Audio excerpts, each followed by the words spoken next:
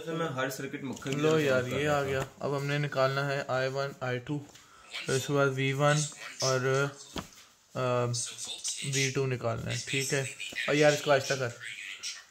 अच्छा, अब हमारे पास क्या करना है, हम पहली बात ये करेंगे कि जो KVL अप्लाई करेंगे इस पूरे लूप पे।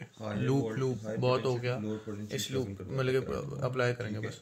KVL बेसिकली क्या होता है, KVL अगर उसको रीडिफाइन भी हम कर लें तो वो होता है कि आपका जो हर डिवाइस के अक्रॉस जो सर्किट में मौजूद है उसके अक्रॉस जो पोटेंशियल है वो जब ऐड सम होता है, इसके क्रॉस पोटेंशियल, इसके क्रॉस पोटेंशियल, इसके क्रॉस पोटेंशियल जब सम करें तो वो सोर्स की जो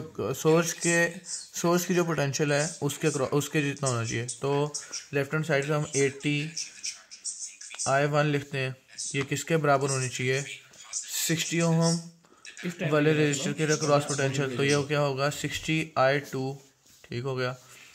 इसके क्रॉस पोटेंशियल 20 प्लस 20 I1। अब तुम्हें पता है कि जो इसके क्रॉस 20 ओम के क्रॉस पोटेंशियल है वो इसके भी क्रॉस पोटेंशियल है, क्योंकि दोनों पैरेलल में है।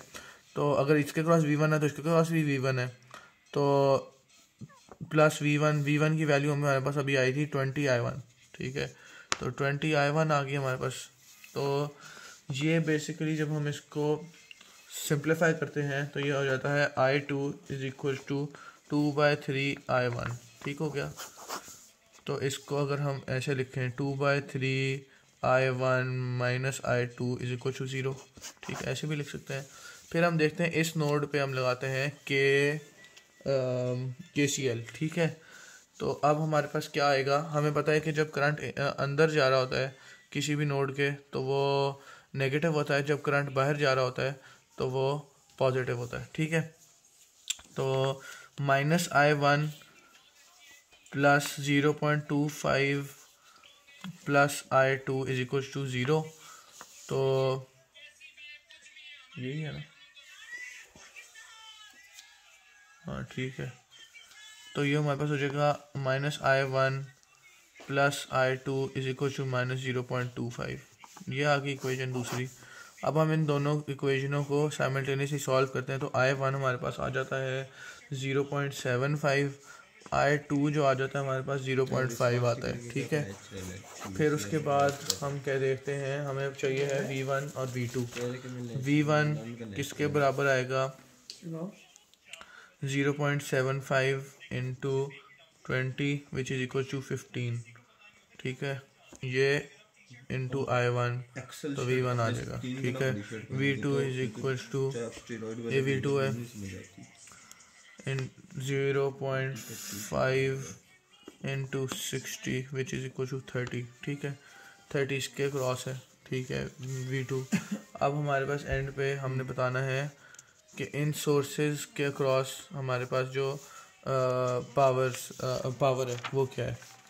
तो हम क्या करेंगे, 20 नहीं, हमारे पास हमें पता है कि I2 आ गया हमारे पास और हमें इसकी करंट पता है और इसकी वोल्टेज पता है।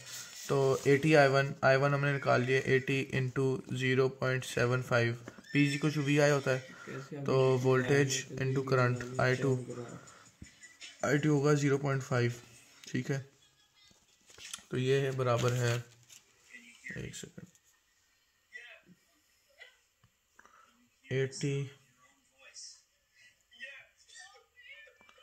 80 इंटू 0.75 इंटू 0.5।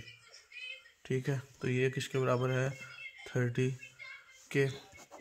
ये वोल्टेज सोर्स की है पावर सप्लाई 30 वाट, 80 इंटू 0.75 इंटू 50। और इसके ऊपर हमारे पास करंट पता है और V1 हमने निकाल लिया है। तो क्योंकि इसके क्रॉस जो पोटेंशियल था वो V1 था और हमें करंट पता है, V1 इंटू करंट, V1 क्या था 15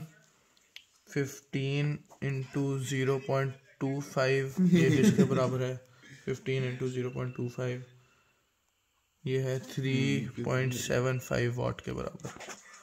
कि लो जी गलती नहीं है आपकी।